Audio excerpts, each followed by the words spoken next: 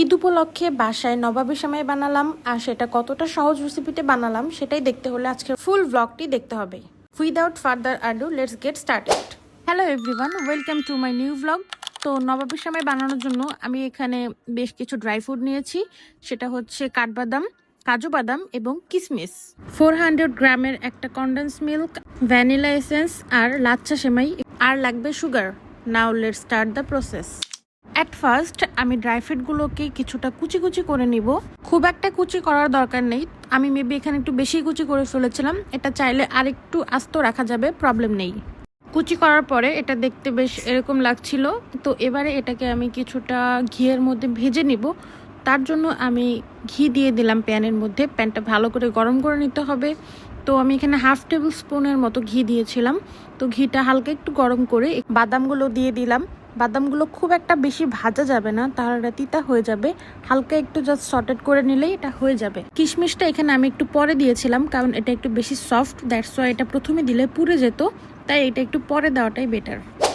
বাদামগুলো তুলে নিয়ে আমি এখানে সেম প্যানে আবারও কিছুটা ঘি দিয়ে দিলাম, কজ এবার হচ্ছে সেমাইটা ভেজে নেওয়ার পালা। কজ সেমাইটা ঘিতেই ভেজে নিলে ভালো একটা স্মেল আসবে, তেলে ভাজলে এতটা ভালো স্মেল আসবে না। এই পর্যায়ে সেমাই কিছু ইনগ্রেডিয়েন্ট অ্যাড করতে হবে, যেমন এখানে আমি 2 tablespoon powder milk and 3 tablespoon sugar add করেছিলাম। খুব ভালোভাবে মিক্স করে নেওয়ার পরে এটাকে এরকম ব্রাউন করে ভেজে নিতে হবে। এর বেশি করলে কিন্তু এটার টেক্সচারটা নষ্ট হয়ে যাবে। ঠিক এই পর্যায়ে সেমাইটাকে নামিয়ে নিতে হবে অ্যান্ড এটাকে গরম গরম থাকতে আপনি যে বোলে এটাকে সার্ভ করতে চাচ্ছেন সেই বোলের মধ্যে নিয়ে সেমাইয়ের ফার্স্ট লেয়ারটা দিয়ে দিতে হবে। আমি এভাবে একটা স্পুনের সাহায্যে সেমাইটাকে চেপে চেপে সেট করে দিচ্ছিলাম। এবারে মালাইটাকে রেডি করে নেওয়ার পালা। মালাইটাকে রেডি করার জন্য প্রথমে আমি 1 লিটার পরিমাণে লিকুইড দুধ নিয়েছি। লিকুইড দুধটাকে বেশ ভালো করে বয়েল করে এটাকে ঘন করে নিতে হবে। টেক্সচারটা ঠিক এরকম আসলে এখানে আমি 200 gram condensed milk and 2 tablespoon cornflour আগে থেকে পানিতে গুলে নিয়ে সেটাকে আমি ঢেলে দিলাম।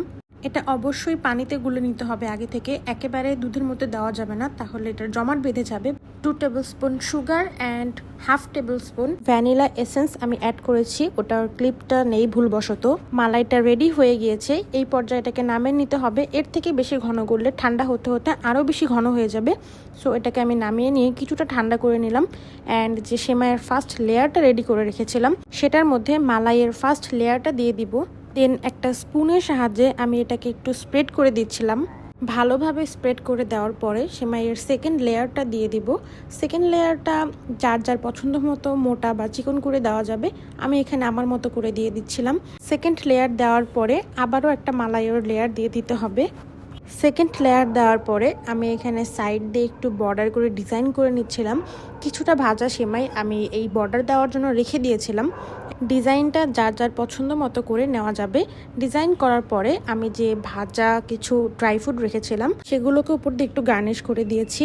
নবাবী সেমাইয়ের লুকসটা কেমন লাগছে সেটা অবশ্যই কমেন্ট করে জানাবেন। দেন এটাকে আমি 1 ঘন্টার মতো ফ্রিজে সেট হতে রেখে দিয়েছিলাম। এবারে সেমাইটাকে কাটিং করে নেওয়ার পালা। তো আমি এখানে সেমাইটাকে কাটিং করে নিচ্ছিলাম।